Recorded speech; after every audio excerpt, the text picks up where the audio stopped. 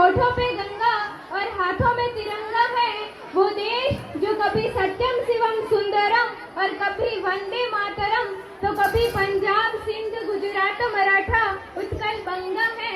मैं उस देश की नागरिक हूँ जो हर ठुकराए हुए की शरण स्थली बन जाता है। मैं उस देश की नागरिक हूँ जो हर ठुकराए हुए की शरण स्थली बन जाता है और 7 समंदर पार परदेशियों को भी अपना ब्रदर एंड सिस्टर कहकर बुलाता है और 7 समंदर पार परदेशियों को भी अपना ब्रदर एंड सिस्टर कहकर बुलाता है।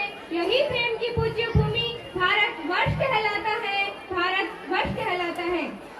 सर्वप्रथम माँ सरस्वती को प्रणाम एवं परम आदरणीय अध्यक्ष जी, गुरुजनों, सम्मानित मेहमानों, मातृशक्ति, पिता तथा पिता तुल्य बुजुर्गों को मेरा प्रणाम एवं इस प्रांगण में उपस्थित समस्त मेरे सहपाठी भाइयों और बहनों सभी को गणतंत्र दिवस की हार्दिक शुभकामनाएं।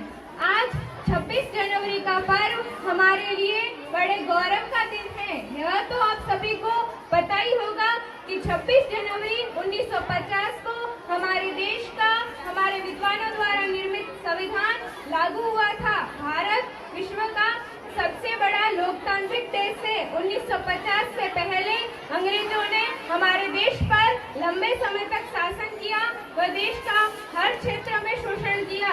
अंग्रेजों को हटाने के लिए हमारे वीर सपूतों ने अपनी जान की बाजी लगाकर हमें स्वतंत्रता दिलाई है। उन सभी को आज के दिन हम नमन करते हैं कि धन्य है वह माता जिसने ऐसा दूध पिलाया था, धन्य है वह माता जिसने ऐसा दूध पिलाया था। जिस उम्र में तुम हसीनाओं से करते हो दिल लगी, जिस उम्र में तुम हसीनाओं से करते हो दिल लगी, उसने वतन से दिल लगाया था, उसने वतन से दिल लगाया था। और मौत का नाम सुनकर तुम्हारे रोंगटे खड़े हो जाते हैं, मौत का नाम सुनकर तुम्हारे रोंगटे खड़े हो जाते हैं। वो मौत को सामने देख के भी मुस्कुराया था, वो मौत को सामने देख के भी मुस्कुराया था।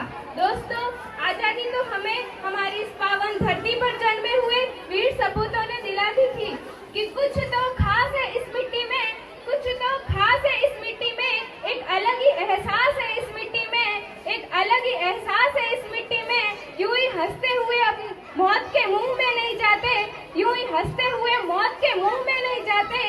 देशभक्ति की प्यास है इस मिट्टी में, देशभक्ति की प्यास है इस मिट्टी में। दोस्तों, आजादी तो हमें मिल गई, लेकिन शासन चलाने के लिए हमें एक मजबूत संविधान की जरूरत हुई। यह काम कोई आसान नहीं था। हमारे देश के विद्वान लोगों ने दुनिया के विभिन्न देशों का भ्रमण करके वहाँ के संविधानों का अध्ययन करके विश्व की प्रमुख प्रजातांत्रिक प्रणाली की वे बातें जो हमारे देश व प्रजा के लिए अनुकूल थी, उनका संग्रह करके एक संविधान का निर्माण किया। इस संविधान को बनाने में कुल 2 वर्ष 11 माह तथा 18 दिन का समय लगा। इतनी कठोर मेहनत के बाद में हमारे देश में हमारे लोगों द्वारा निर्मित कानून से चलने वाली सरकार की सुविधा के लिए इस संविधान को आज ही के दिन 26 जनवरी को लागू किया गया। इसी की याद में हम प्रतिवर्ष 26 जनवरी को गणतंत्र दिवस के रूप में मनाते हैं।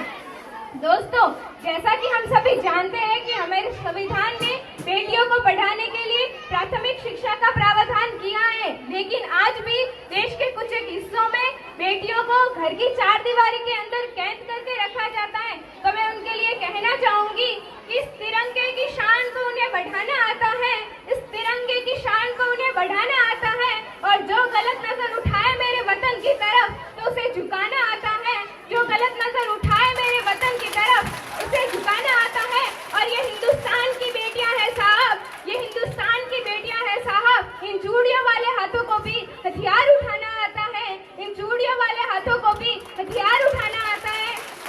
दोस्तों, जैसा कि हम सभी जानते हैं कि आज की इस प्रचलित विधि में अगर किसी भी व्यक्ति को कोई पीड़ा है तो वह डॉक्टर के पास न जाकर जो साधारण से मनुष्य है उनके पास चले जाते हैं, जो ढोंग करते हैं कि उन्हें देवी देवता आते हैं और लोग उन पर विश्वास भी कर लेते हैं। अरे मैं पूछती हूँ, सभी को देवी देवता तो आ जाते हैं, लेकिन आज तक किसी को भगत सिंह, राजगुरु व सुखदेव क्यों नहीं आए, जिन्होंने हंसते हुए अपने प्राणों की चिंता न करते हुए अपनी जान को इस मातृभूमि पर न्यौछावर कर दिया है।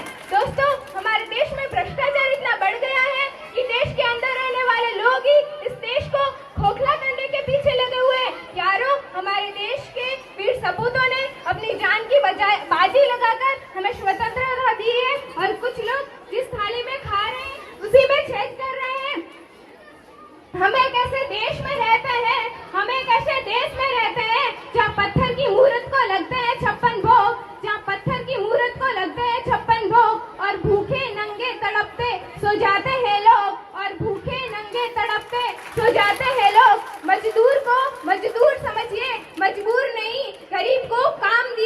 दान नहीं, और अगर आप दान देने के लिए इतने इच्छुक हैं तो जीते जी रक्तदान दीजिए और मरने के बाद अंगदान दीजिए, मरते हुए को जीवन दान दीजिए। यही सच्चे अर्थों में सच्ची देशभक्ति है और यही सच्चा देश प्रेम है। और इसी के साथ मैं अपनी वाणी